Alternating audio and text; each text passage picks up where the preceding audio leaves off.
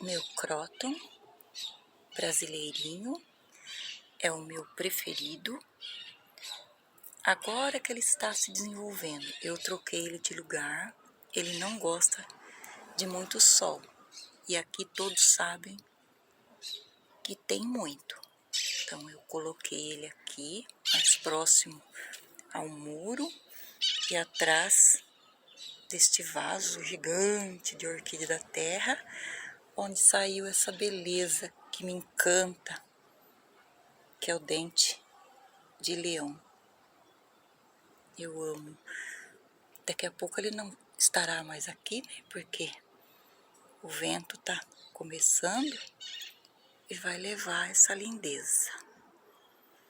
Onde tem natureza, tem beleza. Flor do Coleus.